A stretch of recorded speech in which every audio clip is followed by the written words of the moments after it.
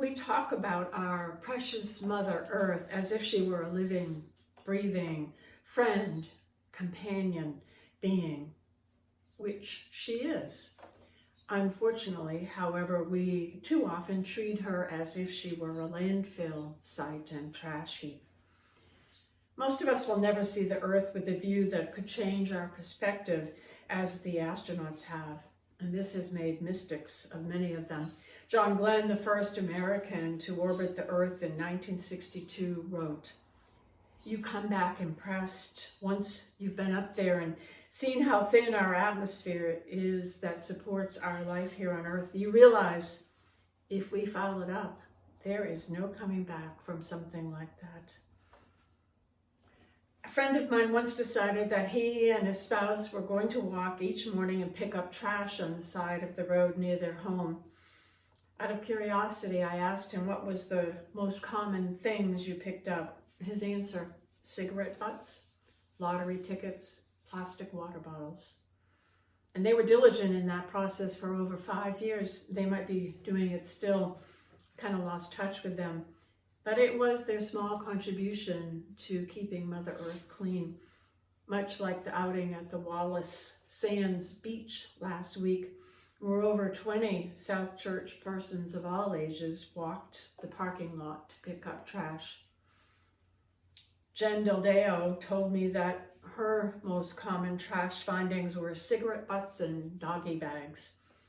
And when we talked about that, she shared that there were no large containers in which to throw the doggy bags.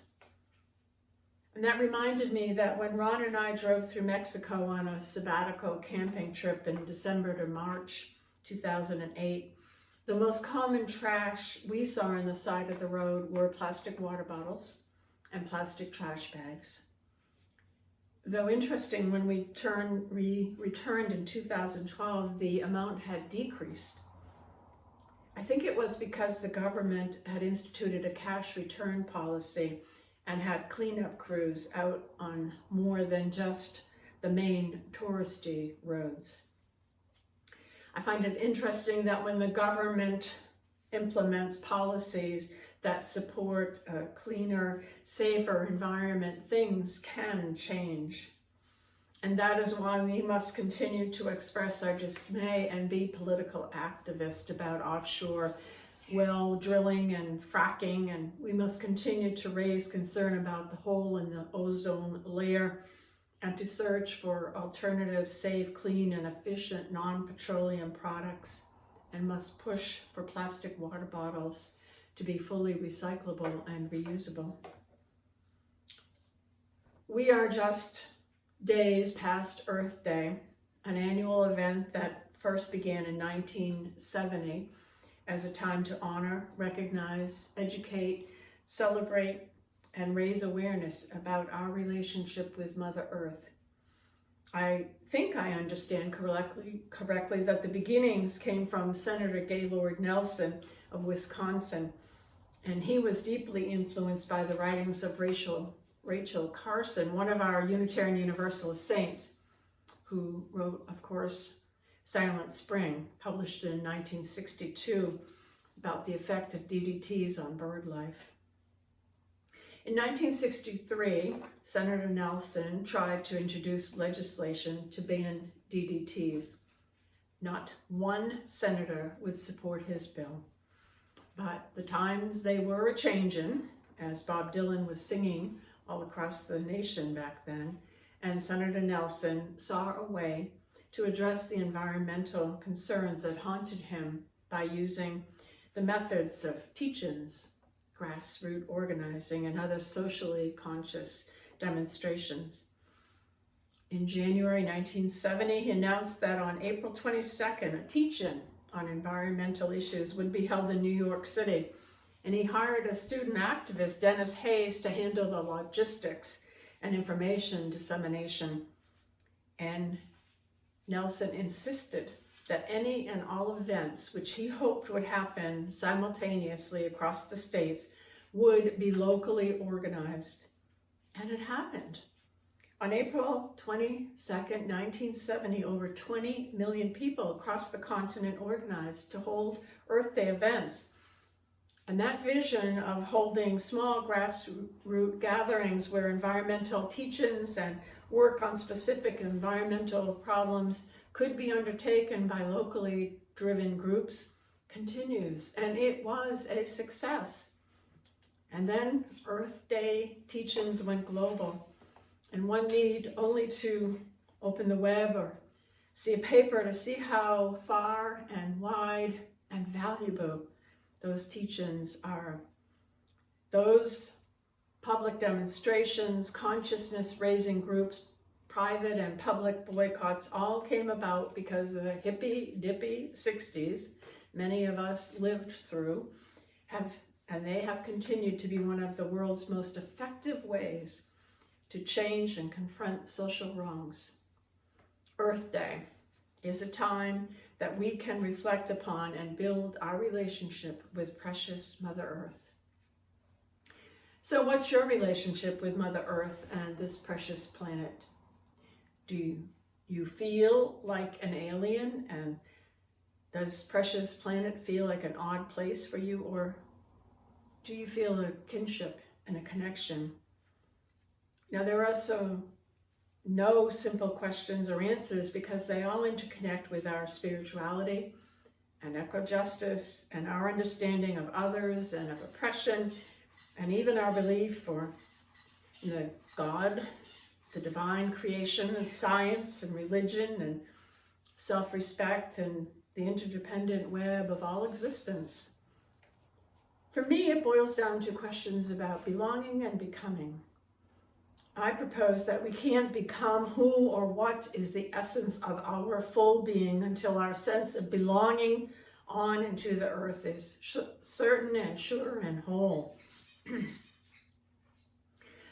And that word creation, I struggle to talk about that. I don't believe that the world popped into being in 7 days, nor do I believe that there's some God force that put into motion or keeps it in motion.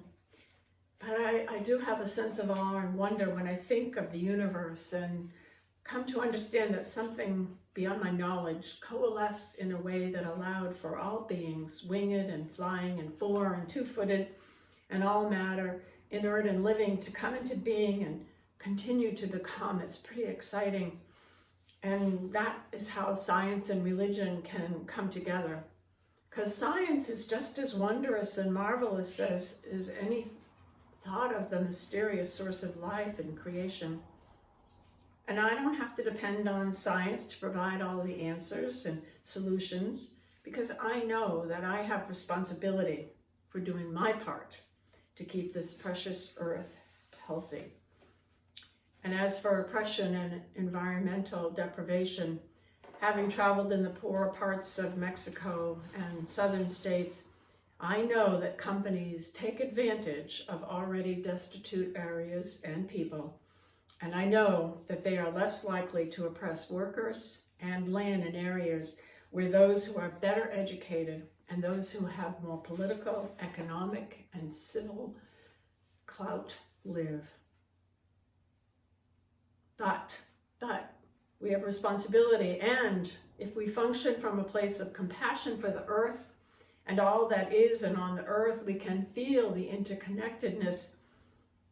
I kind of think that compassion may be the most crucial spiritual value to lift up when thinking and talking about our precious earth. Compassion and connection. I was very fortunate to have been brought up in a neighborhood and a time when we were free to roam and explore. There were woods all around us. My grandfather raised a huge garden, and we were encouraged to explore the hills and dales and trees and ponds and swamps. In fact, just recently I was driving back from a meeting and took a detour, which brought me right past my grandmother and grandfather Stoll's, that's my maiden name, old home in Westminster, Mass. And as I passed, I remembered the many flowers and plants that Grammy B, that was her nickname, had around the yard. I remembered how she introduced me to birding and wildflowers, and I remembered the lovely stream behind her home where we would get fresh water for meals. That stream is now polluted by the digital corporation building that was built behind it. What a sad thing. But we were so fortunate to be able day until night roam around outside, and that made a difference in how I view wildlife in my neighborhood. And with that in mind, I would like to tell you about Lefty.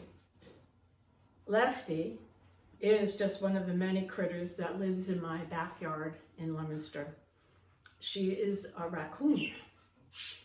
I discovered Lefty once in the middle of the night inside the kitchen, delicately eating the cat's food from their bowl.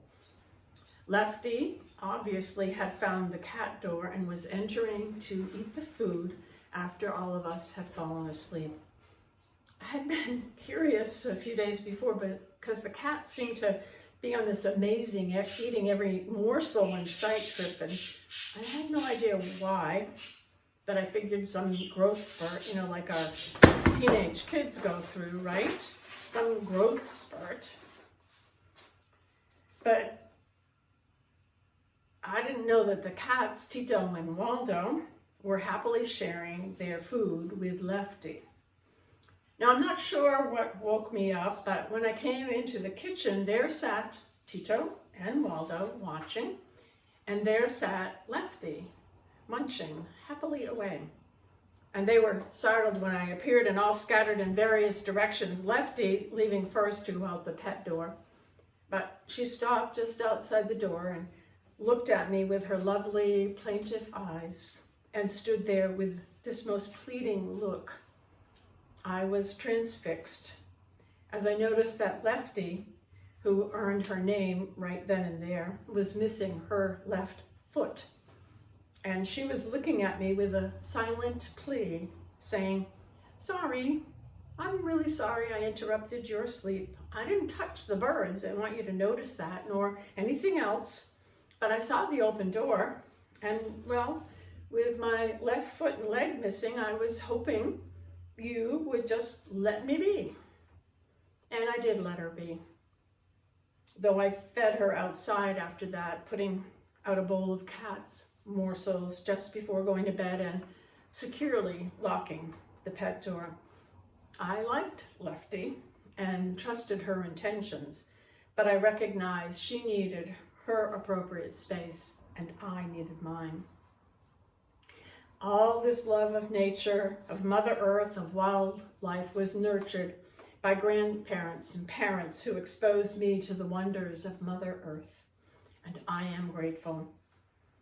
And so what do we need? I am left to ask, what do we need to do to expose our youth and ourselves to the natural world so that we will feel the preciousness of the earth and we will treat her and all creation with compassion and kindness? For we know that this precious earth is living, breathing, responsive to and vital to our survival. We are all interconnected.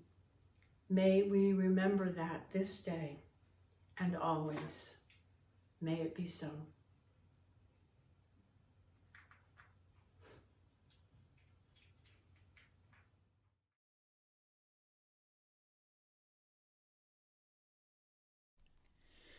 The earth is our mother, we must take care of her. The earth is our mother, we must take care of her. Hey, younger, ho, younger, hey, young, young. Hey, younger, ho, younger, hey, young, young. Her sacred ground we walk upon, with every step we take. Her sacred ground we walk upon, with every step we take. Hey, younger, ho, younger, hey, young, young. Hey, younger, ho, younger, hey, young, young. The earth is our mother, she will take care of us. The earth is our mother, she will take care of us. Hey, younger, ho, younger.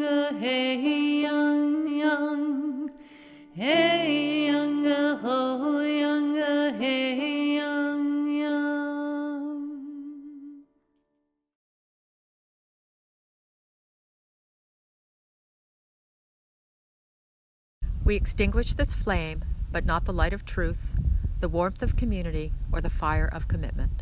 These we carry in our hearts until we're together again. And it is time to leave here now.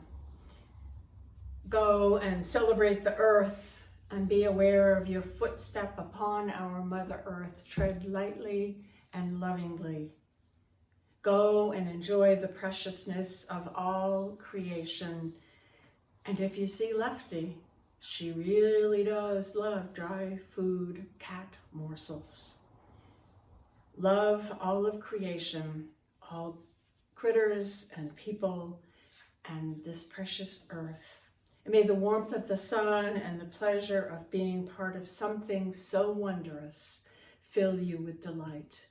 Go in peace, go in love. Amen.